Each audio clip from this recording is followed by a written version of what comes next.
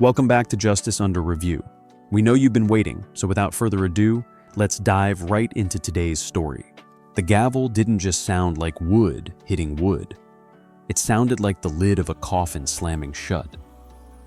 In Courtroom 4B of the Criminal Justice Center in Philadelphia, justice saw only what it wanted to see, and it hated what it saw in Jamal Hayes. The judge thought he was just another statistic, another man he could crush beneath his gavel to keep his conviction rates high and his ego fed. He mocked him, silenced him, and prepared to ruin his life, convinced he was untouchable. But Harlan made a fatal mistake. He didn't check who Jamal really was. He wasn't sentencing a criminal.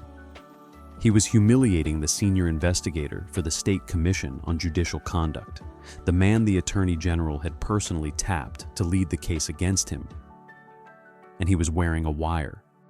The air in Courtroom 4B felt thick, heavy with floor wax and nervous sweat. But up on the bench, elevated above everyone else, Judge Harlan Whitaker looked as cool as ice. At 55, he was an institution, with steel gray hair coiffed into a helmet of authority and eyes that could cut a defense attorney's argument in half before the sentence even finished. To the public, he was tough on crime. To the clerks, bailiffs, and public defenders who faced him every day, he was a tyrant. "Mr. Henderson," he sighed, flipping through the file without looking up. "Your client has been arrested for driving with a suspended license for the third time. Plea denied. Bail is set at $10,000. "Your Honor, 10,000? The public defender stammered. "He's a delivery driver. He makes minimum wage. That's effectively a remand." "Then perhaps he should have taken the bus," Harlan snapped, slamming the file shut. "Next!" The bailiff, a heavy-set man named Hank Riley, looked down at his shoes. He hated days like this. Harlan was in one of his moods, sweeping through the docket and crushing lives with the casual indifference of someone swatting flies. The heavy oak doors at the back creaked open. Every head turned. Usually people entered quietly, trying not to draw attention. But the man who walked in moved with a specific kind of gravity. He was black, in his early 40s, tall and broad-shouldered. He wore a simple gray suit off the rack, slightly rumpled, the kind you buy when you need to look presentable but don't have a fortune to spend. He carried a battered leather briefcase. He didn't sit in the gallery. He walked straight through the swinging gate of the bar, the area reserved for attorneys and court personnel. Harlan stopped writing. He peered over the rim of his reading glasses. The silence in the room sharpened. The man walked to the empty prosecution table and stood there, silent, looking directly up at the bench. Harlan stared at him. He didn't recognize him, and in Harlan Whitaker's court, if he didn't know you, you were nobody. "Excuse me?" His voice rang out sharp enough to slice glass. The man paused. "Yes, Your Honor." "I don't recall calling your case," he said, dripping with condescension. "And I certainly don't recall inviting you to stand inside the bar. The gallery is behind you." The man didn't move. He didn't flinch. He just held his gaze with a calm, unsettling intensity. "I'm not here for a case on the docket, Judge Whitaker." Harlan laughed, a short barking sound that lacked any humor. He looked at Hank Riley.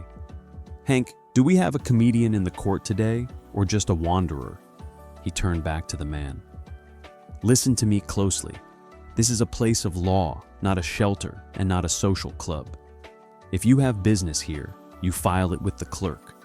If you are a defendant who missed his slot, you sit in the back and wait until I deign to acknowledge you. Now remove yourself from that table before I find you in contempt." The man's expression didn't change. He opened his briefcase. "I'm afraid I can't do that, Judge." The courtroom gasped. The public defender dropped his pen. Hank Riley's hand drifted toward his belt. Harlan's face flushed. The veins in his neck tightened. He leaned forward, knuckles white on the mahogany bench. "You can't do that," he repeated, his voice dropping to a dangerous whisper. "Do you have any idea who you are talking to?" "I do," the man said. His voice was deep, steady, and carried to the back of the room without shouting. "I know exactly who you are, Harlan." He dropped the "Your Honor." The disrespect hung in the air like smoke. Harlan stood up. His robe swirled around him like black wings. "Hank," he screamed, losing his composure entirely. "Take this man into custody. Immediate contempt of court. I want him shackled and booked. 30 days in county. Let's see if he remembers his manners after a month in a cage." Hank hesitated. He looked at the judge, then at the man. There was something specific about him. "Hank!" Harlan shrieked. Hank took a step forward. "Sir, you need to step back," he said, his voice pleading. The man turned his head slightly to the bailiff. "It's okay, Hank. Stay where you are." Then he turned back to the judge. He reached into his inner jacket pocket. "Don't you reach for anything," Harlan shouted, genuinely panicking now. "He's armed, Hank." The man pulled out a leather wallet. He flipped it open. A gold badge caught the overhead lights, gleaming brightly. "My name is Jamal Hayes," the man said, his voice cutting through the chaos like a knife. "I am the senior investigator for the State Commission on Judicial Conduct, and I am the lead special prosecutor appointed by the Attorney General." The room went dead silent. "I'm not here to be judged, Harlan," Jamal said, his eyes locking onto his. "I'm here to tell you that you are the subject of an active criminal investigation." For 10 seconds, the only sound in courtroom 4B was the hum of the vending machine in the hallway outside. Judge Harlan Whitaker sank back into his leather chair. The flush in his cheeks didn't fade. It turned a blotchy, sickly gray. The name Jamal Hayes was not unknown in legal circles. He was a legend, a ghost in the system. He was the man they sent when a judge wasn't just making mistakes, but breaking the law, and he had just tried to throw him in jail for standing in the wrong spot. Harlan tried to regain his footing. He forced a smile, a tight grimace of a smile. "Investigator Hayes," he said, his voice shaking slightly, "this is highly irregular. You cannot simply barge into a session and disrupt proceedings. There are protocols. If you need to speak with me, my chambers are open after the docket concludes." "This isn't a social call, Judge," Jamal said. He placed a thick stack of documents on the table. "And we aren't going to chambers. We're doing this right here on the record." He pointed to the court reporter, a young woman named Brooke, who looked terrified. "Keep typing, Brooke. Don't miss a word. Justice under review. Subscribe now and turn on notifications to make sure you never miss our latest stories." "This is outrageous," Harlan snapped, trying to summon his old fire. "I order you to leave. You have no jurisdiction in my courtroom while I am presiding." "Actually," Jamal said, opening the file, "as of this morning, your jurisdiction has been suspended pending an emergency hearing. The Chief Justice signed the order an hour ago." He held up a paper stamped with the state seal. "You're trespassing on the bench, Mr. Whitaker." Harlan felt the walls closing in. He looked at the gallery.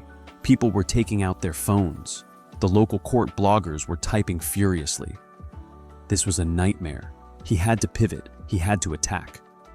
"This is a witch hunt," he declared, looking at the imaginary audience. "Because I am tough on crime, because I don't let criminals walk. Is that why the state board sent you?" Jamal looked down at his papers. "No. We're here because of the Richards construction case and the Riverside Development zoning appeals and the domestic violence case of the state versus Bradley Richards." At the mention of Bradley Richards, Harlan flinched visibly. Jamal saw it. He walked slowly around the table, pacing like a predator. "Let's talk about Bradley Richards," Jamal said, addressing the room but keeping his eyes on him. "Richards is a wealthy man, son of a local real estate tycoon. He was brought into this courtroom months ago. Charges: aggravated assault against his girlfriend. Photos of her injuries were in the file. Witnesses: a confession to the arresting officer." Jamal stopped. "The sentencing guidelines suggest 3 to 5 years in prison." But he didn't get that, did he?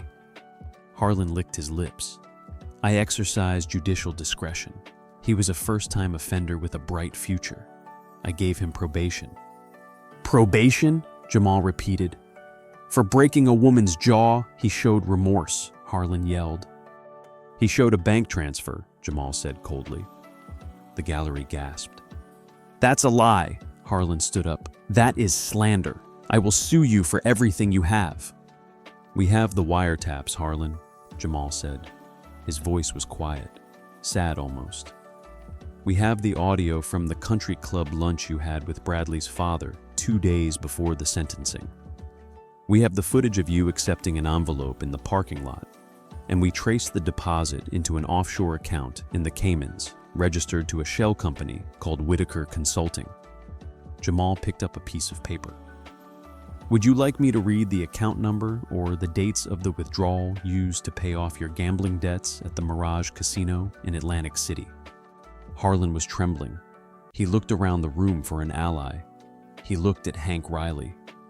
Hank, he whispered, get him out of here. Hank stood up straight.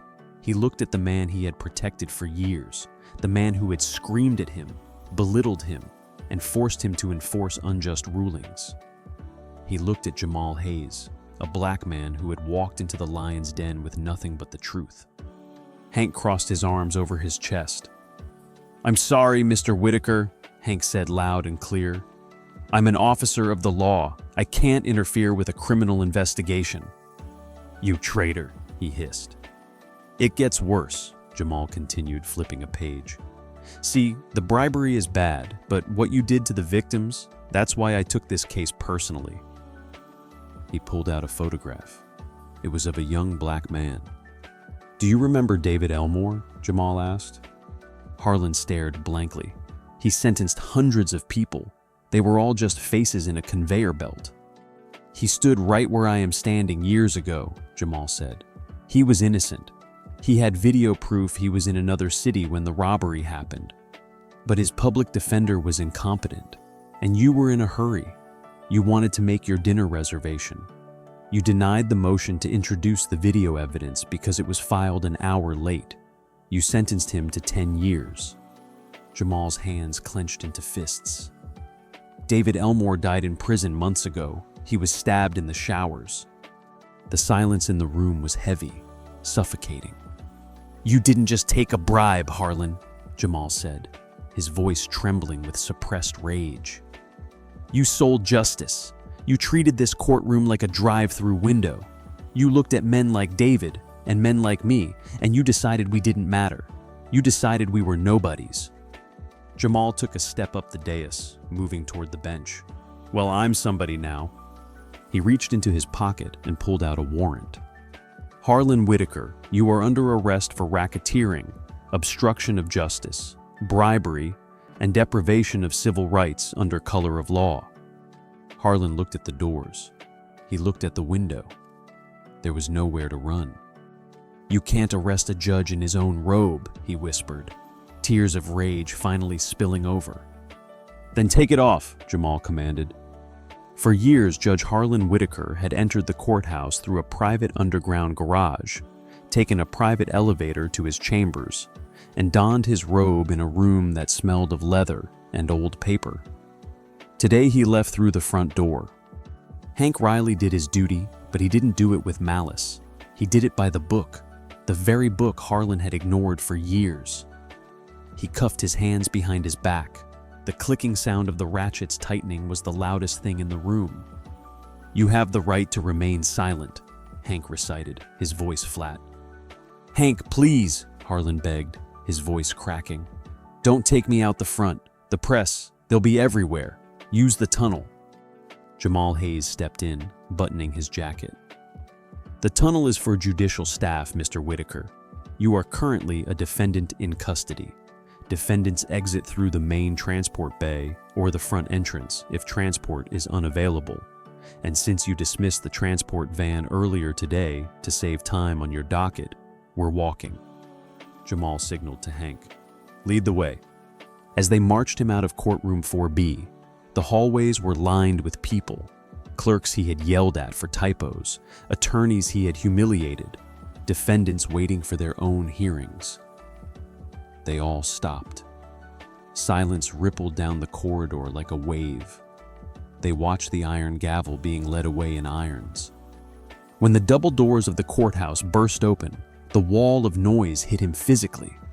Camera flashes popped like lightning. Reporters shouted over one another. "Judge Whitaker, did you take the money? Is it true about the Richards boy? Judge, look this way." Harlan ducked his head, trying to hide his face, but there was nowhere to hide. Jamal walked beside him, stoic, looking straight ahead.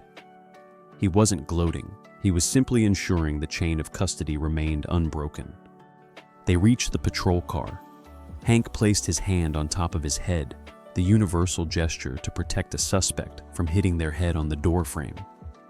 It was a gesture of care, but to Harlan it felt like the final degradation. Justice under review. Subscribe now and turn on notifications to make sure you never miss our latest stories. He slid into the hard plastic back seat. The cage wire separated him from the front. It smelled of stale vomit and disinfectant. "I am a judge," he thought, his mind unable to process the reality. "This is a mistake." At the county jail, the processing was a blur of humiliations. "Name?" the intake officer asked, not looking up. "You know who I am?" Harlan snapped. "Name," the officer repeated louder. "Harlan Whitaker." Jewelry off, shoelaces out, stand against the wall. They took his mugshot. They fingerprinted him. The ink stained his manicured thumbs. Then came the phone call. He didn't call a family member. He was divorced, and his son hadn't spoken to him in years. He called Julian Vance. Julian Vance was the kind of lawyer you hired when you were guilty, but rich. He wore suits that cost more than most people's houses and had a smile that looked like a shark sensing blood in the water. "Harlan," Vance's smooth voice came through the receiver. "I saw the news. It's a disaster." "Get me out, Julian," he hissed into the phone. "Get me a hearing now." "I'm working on it, but there's a problem," Vance said. "Because you're a judge, all the local judges have recused themselves to avoid a conflict of interest. They're bringing in a visiting judge from the neighboring district for your arraignment." "Who?" Harlan asked. "Who is it?" "Judge Harriet Moore." Harlan dropped the receiver. It swung by its metal cord, hitting the wall. Harriet Moore, the woman Harlan had publicly called soft and incompetent at the state judicial conference years earlier. The woman Harlan had blocked from a promotion to the appellate court. Karma wasn't just hitting back, it was taking aim. The arraignment happened hours later via video link. Harlan sat in a small room in the jail wearing an orange jumpsuit that was 2 sizes too big.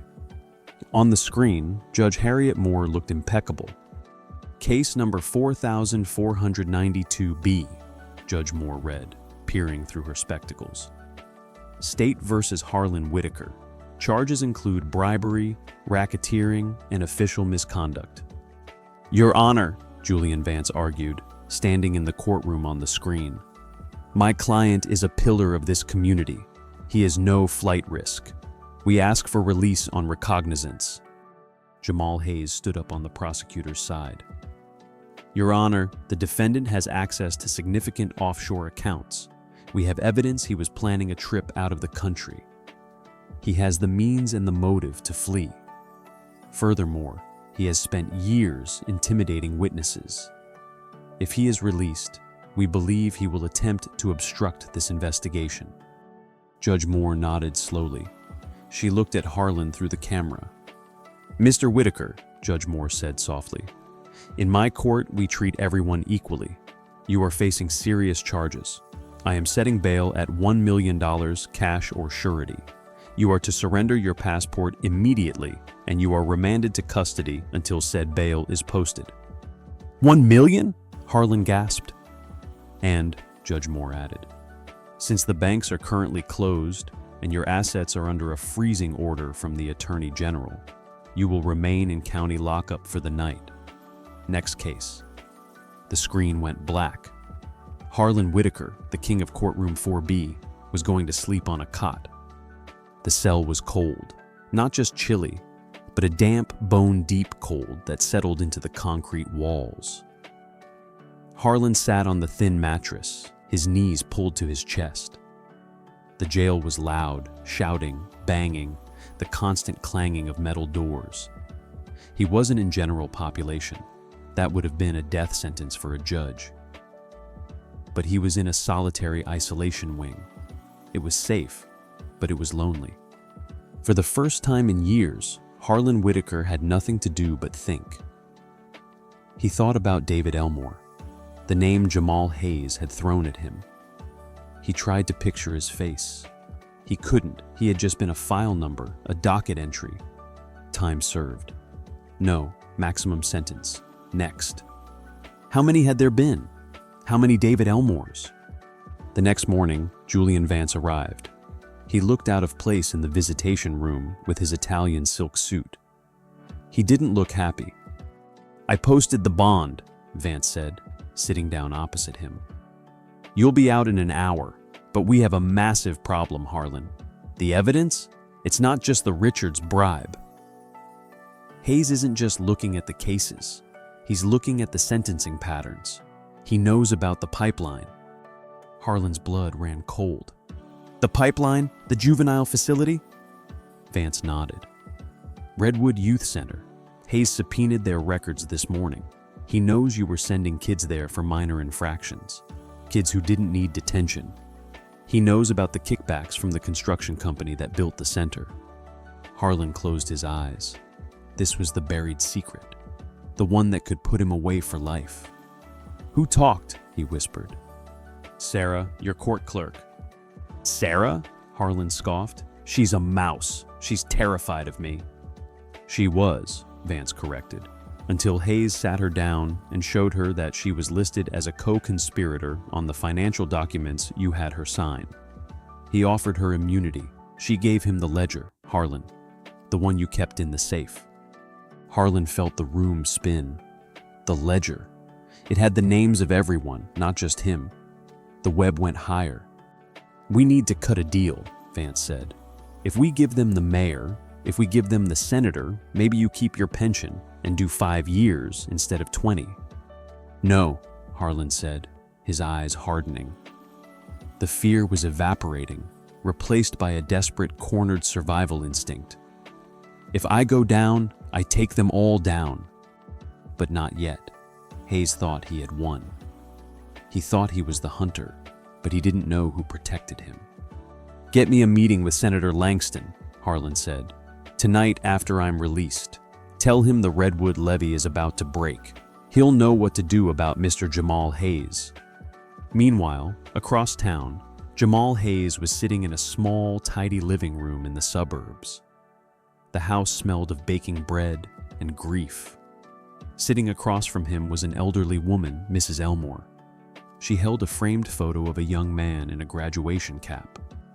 "David," Mrs. Elmore said, her voice trembling. "I didn't believe it when you called. I thought the system forgot about my boy." "The system did," Jamal said gently, taking a sip of the tea she had offered. "But I didn't. I was in the back of the courtroom that day, Mrs. Elmore. I was working undercover on another case, just observing. I saw what he did. I saw how he didn't even look at him." Mrs. Elmore wiped a tear. "He was a good boy. He was going to be an engineer. He just, justice under review. Subscribe now and turn on notifications to make sure you never miss our latest stories. He was in the wrong place and he treated him like trash." "I promise you," Jamal said, leaning forward, "he is going to answer for it, not just for the bribe, but for David. I'm adding a charge to the indictment. Deprivation of rights resulting in death. It carries a life sentence." Mrs. Elmore reached out and took Jamal's hand. Her grip was surprisingly strong. "You be careful, Mr. Hayes. That man, he's wicked, but the people behind him, they are devils." Jamal nodded. "I know. I'm ready for them." Jamal left the house and walked to his car. The sun was setting, casting long shadows. He unlocked his door, but stopped. A piece of paper was tucked under his windshield wiper. He pulled it out. It wasn't a ticket. It was a photograph. It was a picture of Jamal's own daughter taken that morning at her elementary school playground. On the back, written in elegant cursive script, were 3 words: "Drop it or else." Jamal stared at the photo, his heart hammering against his ribs. This was the escalation he had expected, but it still hit him like a physical blow. They were threatening his family. He pulled out his phone and dialed a number. "This is Hayes," he said, his voice turning into cold steel. "Get a tactical team to my house. Secure my wife and daughter. Move them to the safe house. Authorization code, black." He crumpled the photo in his fist. "You made a mistake, Harlan," he whispered to the empty street. "You didn't scare me. You just gave me permission to take the gloves off." Jamal got into his car. He wasn't going home. He was going to the one place Harlan Whitaker felt safe. He was going to crash his meeting with the senator. The war had just begun.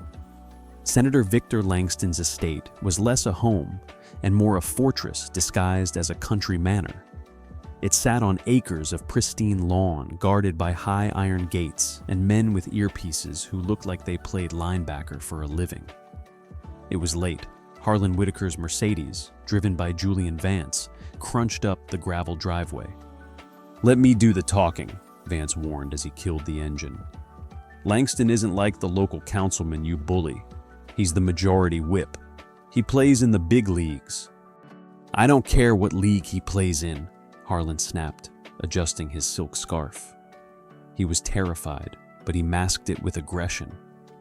"He took millions from the Redwood construction kickbacks. If I go down, he's coming with me." They were ushered into the library. It was a cavernous room filled with leather-bound books that had never been read. Senator Langston stood by the fireplace, swirling a glass of amber liquid. He was a silver-haired man with a grandfatherly smile that didn't reach his shark-like eyes. "Harlan," Langston said smoothly, "rough day at the office." "Cut the pleasantries, Victor," Harlan said, refusing the drink he offered. "Hayes has the ledger. He has Sarah. He knows about the juvenile detention scheme. I need this to go away. I need Hayes reassigned, fired, or stopped." Langston took a slow sip of his drink. "Stopped? Like you tried to stop him with that photo of his daughter?" Harlan froze. He looked at Vance. "I didn't send a photo." "I did," Langston said calmly. "A necessary precaution.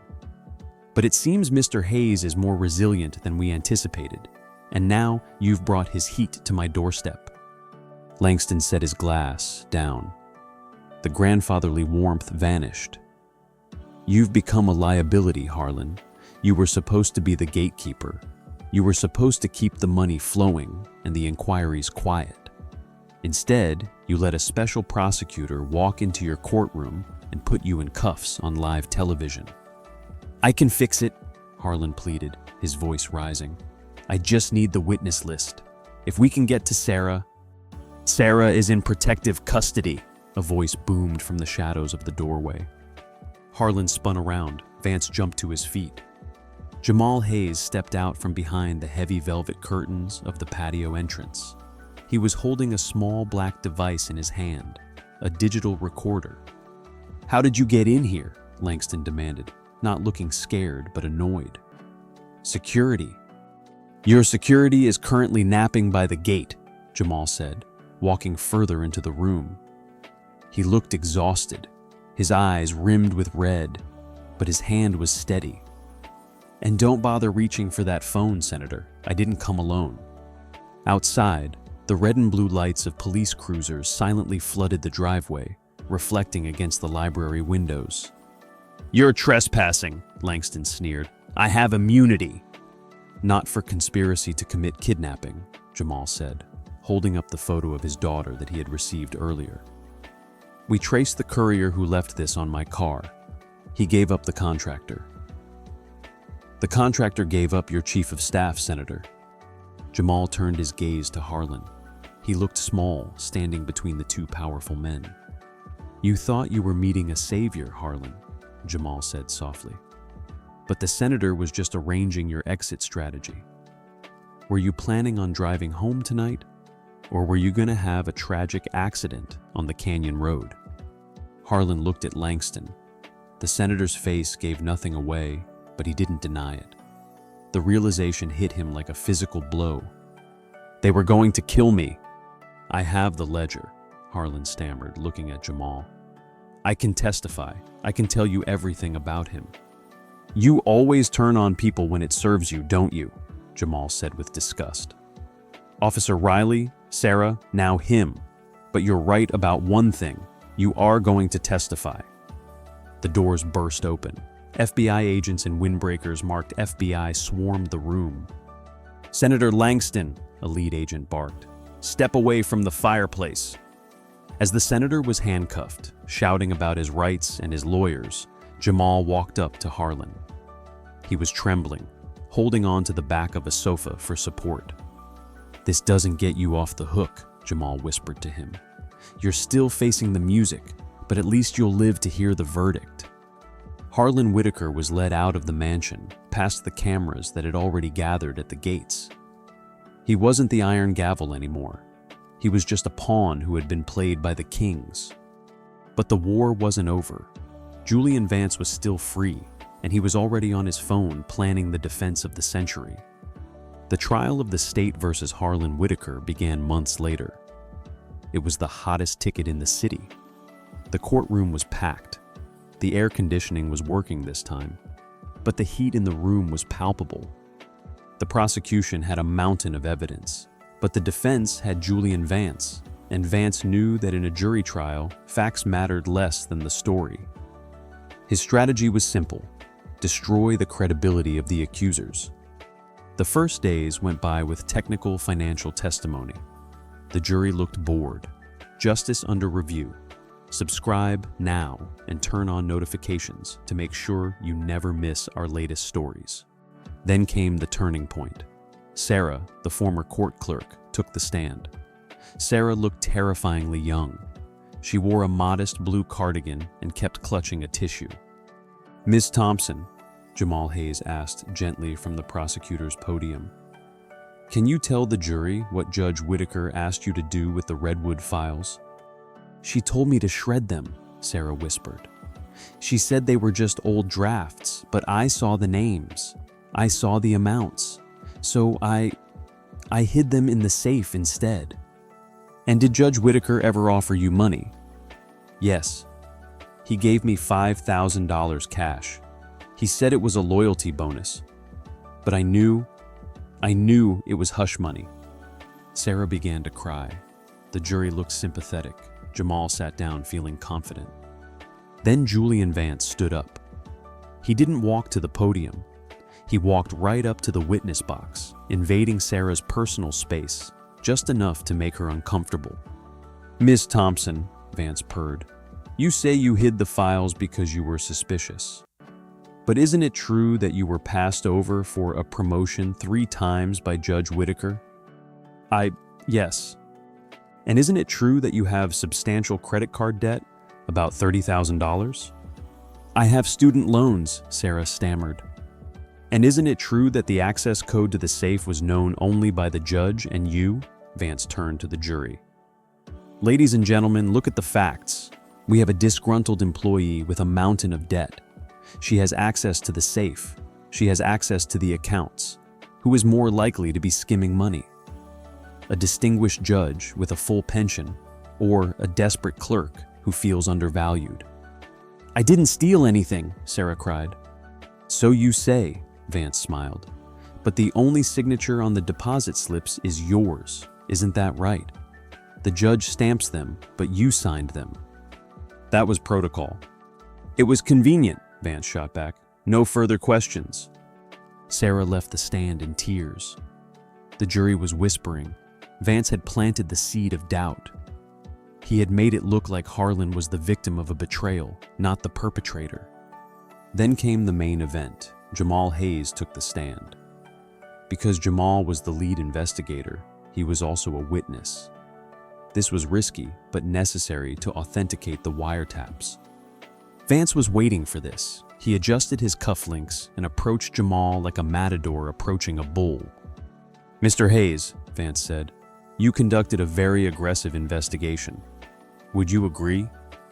"I conducted a thorough investigation," Jamal replied calmly. "You broke into a senator's home." "I entered to prevent a felony in progress with federal backup." "You arrested a sitting judge in his own courtroom in front of the press. You humiliated him." "I arrested a criminal," Jamal said, his voice hard. Vance picked up a piece of paper. "Tell me, Mr. Hayes, do you have a personal history with the judicial system?" Jamal stiffened. "I have been in law enforcement for years." "I'm not talking about your career," Vance said. "I'm talking about your brother, Tyrell Hayes." Tyrell Hayes was sentenced to 20 years in prison by a judge in this very district years ago. Is that correct? "Objection. Relevance." "Goes to motive, Your Honor," Vance shouted back. "The witness has a vendetta against judges. He sees corruption where there is only law because he is angry about his brother." The judge allowed it, but warned Vance to tread carefully. Vance turned back to Jamal with a smirk. "You aren't here for justice, are you, Mr. Hayes? You're here for revenge. You saw a strict judge, and you projected all your anger onto him. You wanted to take him down to make yourself feel better about failing your brother." "That is a lie," Jamal said, but his voice was shaking with suppressed rage. "Is it?" Vance leaned in. "You intimidated witnesses. You made deals with criminals like Sarah Thompson. You orchestrated a media circus. This isn't an investigation, Mr. Hayes. It's a hit job." Vance turned to the jury. "This man is not an unbiased investigator. He is a man on a crusade, and he didn't care who he destroyed to get his trophy." Vance sat down. Jamal looked at the jury. They were avoiding his eyes. They saw an angry man. They saw the narrative Vance had painted. That evening, the news channels were buzzing. "Overzealous investigator," the headlines read. "Judge Whitaker, victim of a vendetta." In the holding cell, waiting for transport back to jail for the night, his bail having been revoked after the senator incident, Harlan Whitaker sat with Julian Vance. "You were brilliant, Julian," he said, a glimmer of his old arrogance returning. "Did you see the jury? They hate him. We have them." Vance nodded. "The reasonable doubt is the size of a truck. If we keep this up, you'll be acquitted on the major charges. You might get a slap on the wrist for misconduct, but you won't go to prison." "Ooh, too." Harlan smiled. He leaned back against the concrete wall. I told him he was nobody. He should have listened." Back in his office, Jamal sat in the dark. The case was slipping away. The jury was confused. The narrative was lost. He needed something else. The wiretaps were good, but Vance had explained them away as out of context. The financial records were complex and boring. He needed a smoking gun. His phone buzzed. It was an unknown number. "Hayes," he answered. "Mr. Hayes," a voice whispered. It sounded like an old man. "You don't know me, but I was the bailiff in courtroom 4B before Hank. I retired years ago." "I'm listening," Jamal said, sitting up. "Harlan kept something else," the old man said. "Not just a ledger. He kept recordings in his chambers under the floorboard beneath the rug where he put his robe stand. He recorded the meetings with the lawyers, insurance in case they ever turned on him." Jamal gripped the phone. "Why are you telling me this now?" "Because I watched the news today and I heard what Vance said about your brother. I was in the court that day, son. Your brother didn't do it, and I can't let him get away with it again." Jamal hung up. He looked at the clock. It was late. He grabbed his coat. He wasn't going to sleep. He was going to the courthouse. The courthouse was silent, save for the squeak of rubber soles on the marble floor. Jamal Hayes wasn't alone. He was flanked by 2 FBI agents and Judge Harriet Moore, who had been woken up to sign an emergency search warrant. They stood inside Harlan Whitaker's chambers. It was a shrine to his ego. Awards on the wall, photos with governors, the the smell of expensive cologne still lingering. "This feels like a violation," Judge Moore said, her arms crossed, watching Jamal move the heavy furniture. "Justice under review. Subscribe now and turn on notifications to make sure you never miss our latest stories." "The violation happened when he sold this room to the highest bidder," Jamal grunted, shoving the heavy oak robe stand aside. He pulled back the Persian rug.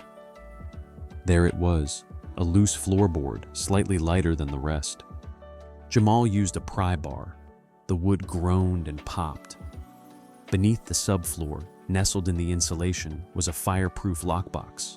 Jamal didn't need a code. He had the lockpicking kit he used back in his early days. With a sharp click, the lid sprang open. Inside weren't stacks of cash. It was worse. It was a stack of SD cards, each labeled with a year. Jamal picked up the one labeled with the current year. He put it into his portable reader and put on headphones. He listened for 10 seconds. His face went pale. Then a look of terrifying calm washed over him. "Judge Moore," Jamal said, handing her the headphones. "You need to hear this, and so does the jury." The courtroom was buzzing with electric energy.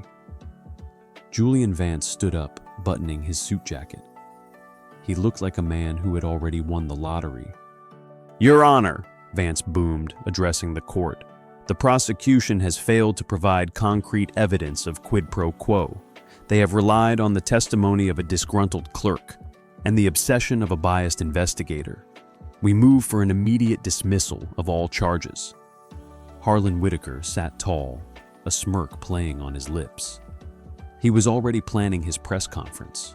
He would announce his re-election campaign right on the courthouse steps. "Mr. Hayes?" Judge Moore asked, looking over her glasses. "Do you have a response?" Jamal stood up.